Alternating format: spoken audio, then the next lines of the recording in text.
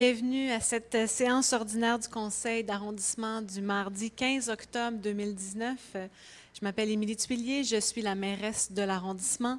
Je vous présente les élus de l'arrondissement. Alors, en commençant par ma droite, M. Jérôme Normand, conseiller du district du Sault-Récollet.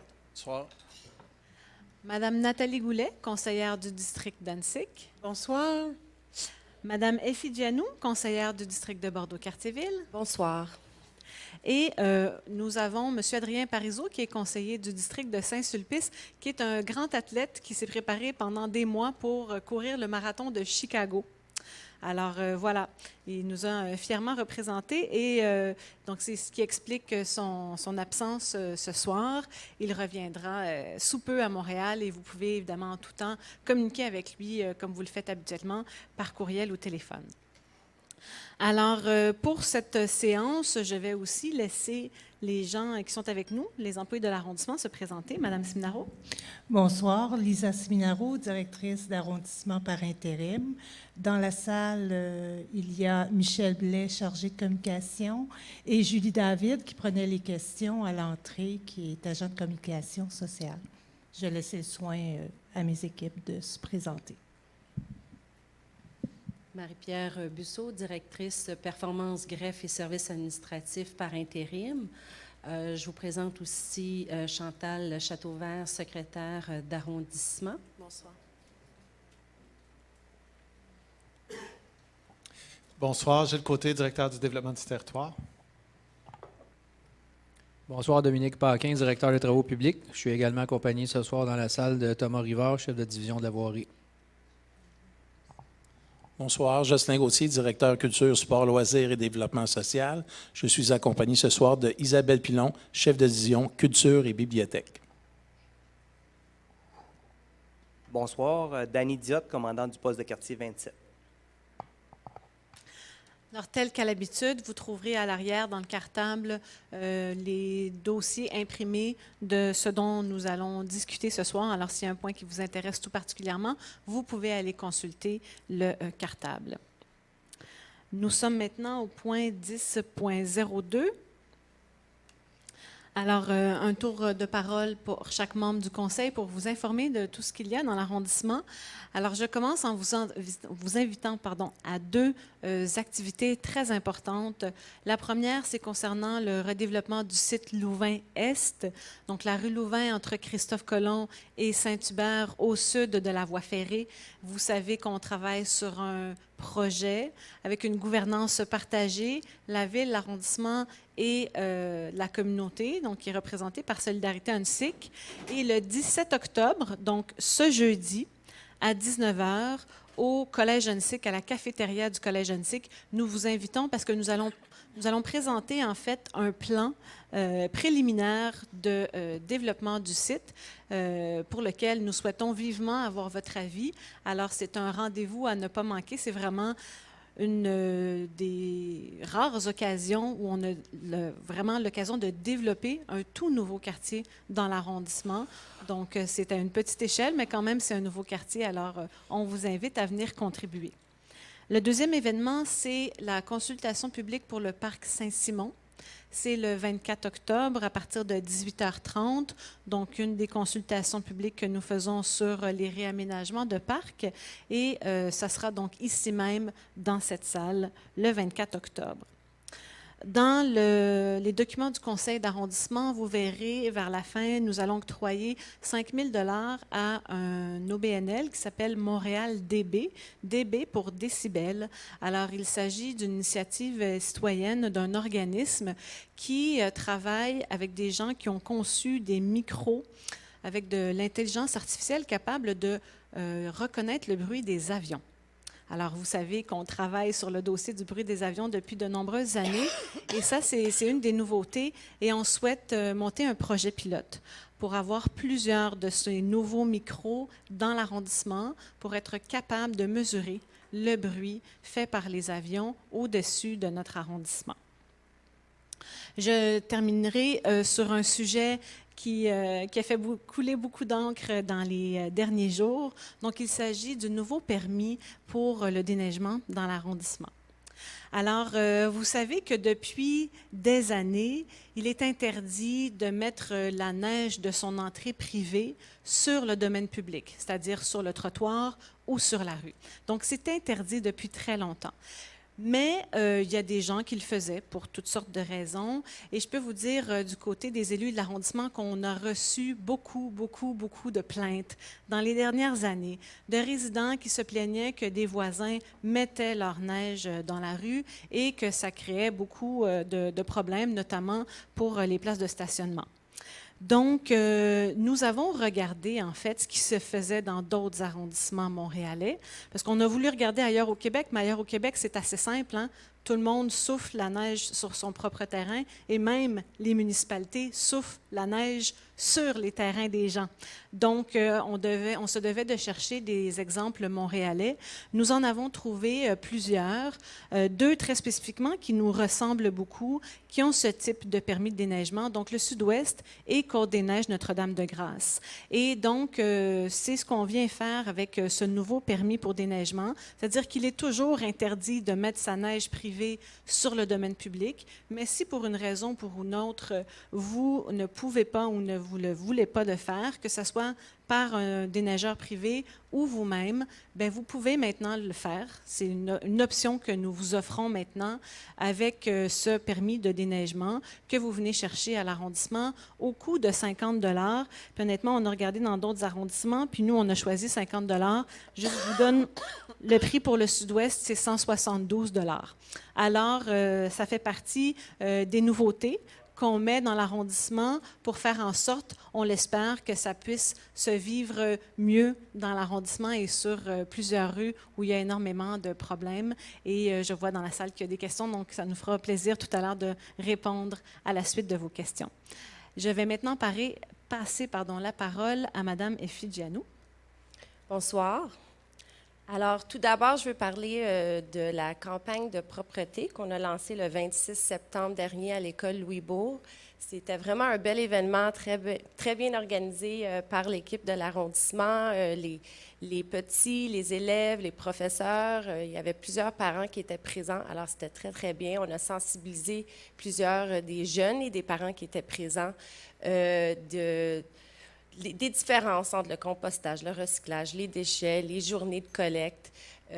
Ça a l'air peut-être un peu banal de faire ça avec des enfants, mais c'est quand même très important. Ça part de la sensibilisation. On sait que surtout dans Bordeaux-Cartierville, on a vraiment un enjeu de dépôts sauvages et de déchets. Alors, j'espère vraiment qu'avec cette campagne-là, on va pouvoir viser à sensibiliser, à régler ce problème de propreté. Ensuite, je voulais faire quelques annonces. Demain soir, le 16 octobre, le CLIC organise la soirée de présentation du nouveau plan de quartier 2019-2024 de Bordeaux-Cartierville. C'est une démarche qui a débuté en janvier 2019. Alors, demain soir, on va pouvoir voir la présentation de tout ce qui a été accompli. Alors, je vais rapidement féliciter tous les organismes qui ont pris part à cette démarche-là. Il y a le Centre d'action bénévole de Bordeaux-Cartierville, la Maison des jeunes, la concertation femmes de l'arrondissement Antique-Cartierville, la Maison des parents de Bordeaux-Cartierville, le Centre d'appui aux communautés immigrantes, le CACI, le YMCA Cartierville, la table de concertation jeunesse et le CIUS Nord de l'île. Ensuite, la semaine de l'Halloween, du 28 au 31 octobre, il va y avoir une activité qui est vraiment le fun pour les enfants et les plus grands. C'est la maison hantée de la Maison des jeunes et du PDQ 10, du poste de police 10. L'an passé, c'était la première année que c'était organisé dans l'arrondissement. Il y a eu 800 jeunes qui sont venus de différentes écoles de l'arrondissement et 200 résidents de Bordeaux-Cartierville, dont plusieurs personnes âgées qui sont même allées, ils ont été, je vais dire le mot, matchés avec des jeunes, puis sont entrés ensemble dans la maison hantée. C'était très beau à voir. Puis cette année, vu le fait que c'est sur plusieurs jours, il y a plus d'enfants qui vont pouvoir y profiter. Ensuite, le mois d'octobre, c'est le mois de l'héritage latino-américain. Alors, je tenais juste à vous mentionner que dans les bibliothèques de Cartierville et de Salaberry, on fera la promotion de la littérature latino-américaine, alors profitez-en. Et l'automne, ça veut dire la collecte des feuilles mortes. Alors, un petit rappel qu'il ne faut pas déposer les feuilles mortes dans la rue. Il faut les mettre dans une boîte en carton ou un sac en papier, pas de sac de plastique. Puis je me fais poser la question à tous les jours par mes voisins. Je me répète souvent, alors c'est pour ça que je me suis dit que j'allais en parler ce soir. Puis je voulais juste faire une petite mention de quelque chose qui est beaucoup discuté ces temps-ci dans les médias, c'est le prolongement de la ligne orange du métro jusqu'à Bois-Franc. Alors, moi, je suis totalement d'accord que ça serait très bénéfique à la Ville de Montréal. Puis c'est appuyé par des élus de tous les paliers de gouvernement. Je pense que je n'ai pas encore rencontré quelqu'un qui n'était pas d'accord. Et surtout avec le réseau express métropolitain qui s'en vient, le REM, ça peut définitivement aider pour ce qu'on appelle le refoulement d'usagers, s'il y a un arrêt du train pour différentes situations. Alors, je tenais juste à le mentionner. Merci, bonne soirée. Merci. Je passe maintenant la parole à Madame Nathalie Goulet. Bonsoir à toutes et à tous. Alors, j'ai 4 petits points pour mon mot de la conseillère. D'abord, j'aimerais vraiment rappeler le beau succès qu'a connu notre marché public d'automne, le premier marché public d'automne dans l'arrondissement. C'était il y a 2 fins de semaine, donc le 28 septembre dernier. C'était un événement fort attendu par beaucoup de monde. Et malgré la pluie, il y a plu toute la journée, la rue Basile-Routier était fermée, elle a été bien animée. Beaucoup de gens se sont déplacés, même de Laval et de d'autres arrondissements, pour venir encourager cette première édition. Plus de 25 producteurs locaux, dont certains ont pignon sur rue, sur la rue Chabanel, par exemple, étaient présents, et beaucoup de commerçants aussi de nos quartiers. Les étalages étaient vraiment très beaux, avec une belle variété de produits. Alors, on espère que ça aura une suite. Et justement, pendant l'après-midi de ce marché-là, au pavillon du Parc Ourguet, on a présenté les résultats d'une étude de préfaisabilité réalisée cette année sur l'implantation d'un marché dans l'arrondissement, de tout type, de type saisonnier ou de type permanent. Il y avait des cas de figure qui ont été présentés. On a pu répondre aux questions des gens. Cette étude-là, elle se trouve sur le site de l'arrondissement et on va faire l'analyse des résultats du projet pilote, donc de la première édition, pour annoncer dans les prochains mois ce qu'on fera l'année prochaine. Je voudrais aussi parler, malheureusement, de l'ouverture retardée de notre bibliothèque, notre Maison de la Culture Annecyc, la bibliothèque Annecyc. La bibliothèque, elle est en chantier depuis le printemps dernier. Je rappelle qu'il s'agit de travaux majeurs de 2 millions de dollars dans le cadre du programme de rénovation des bibliothèques de la Ville de Montréal. On va installer un système de prêt et de retour en libre service avec un tri automatisé. Ça va être le plus grand de tout le réseau des bibliothèques. Il va être à Annecyc. Et on va aussi réaménager la section jeunesse, des salles de travail pour les équipes de travail. On vit maintenant, donc, pourquoi il y a un retard? On vit un imprévu relié, qui a été constaté lors de la pose du revêtement du plancher ou pour la pose du revêtement du plancher de l'édifice. Ça va causer un délai de plusieurs semaines, mais on nous assure que la bibliothèque sera réouverte pour la période des fêtes qui s'en vient. D'ici là, les activités se poursuivent au 2e étage de l'édifice, ainsi qu'au Café de Da, selon l'horaire qui était établi initialement avec les heures d'ouverture qui étaient étendues. Maintenant, j'aimerais revenir sur les travaux estivaux qui ont eu lieu dans les parcs du district Annecyc cet été. Pour le parc Nicolas-Viel, il est en travaux, puis il y a eu de grands travaux tout l'été, mais la majeure partie des travaux dans le parc et en berge sont complétés. Je rappelle aussi que ces travaux-là étaient financés via un programme de protection et de stabilisation des berges de la rivière des Prairies. Il reste des travaux à faire comme l'éclairage, de la plantation, l'installation de mobilier. Il y aura enfin beaucoup plus de bancs dans ce parc pour s'asseoir dans le parc Viel. Alors, mais tout devrait être complété pour le début de novembre. Pour le parc Hansik, écoutez, on l'a vu au budget tout à l'heure, les travaux, on l'a dit, vont débuter l'année prochaine avec la réfection de l'aire de jeu pour enfants et du plan Chaudrome, qui est le nom français de Skate Park, qui est un vaste projet d'1,3 million de dollars. Et pour ce qui est des sentiers, mais je voudrais juste en reparler, on va en reparler l'année prochaine, mais je voudrais rappeler qu'on va procéder dans les faits au désasphaltage des sentiers de ce parc-là. 25 de l'asphalte présent actuellement dans le parc Hansik va être enlevé. On va rénover le sentier central pour avoir un sentier multifonctionnel. On va installer un sentier autour de l'étang et vers le métro. Et ça, c'est dans un but de sécuriser les parcours des usagers, d'assurer une meilleure accessibilité aux personnes qui ont besoin d'une aide à la mobilité pour se déplacer et aussi d'assurer l'accès l'hiver parce que comme ils seront asphaltés, ces sentiers-là, ils seront accessibles 4 saisons.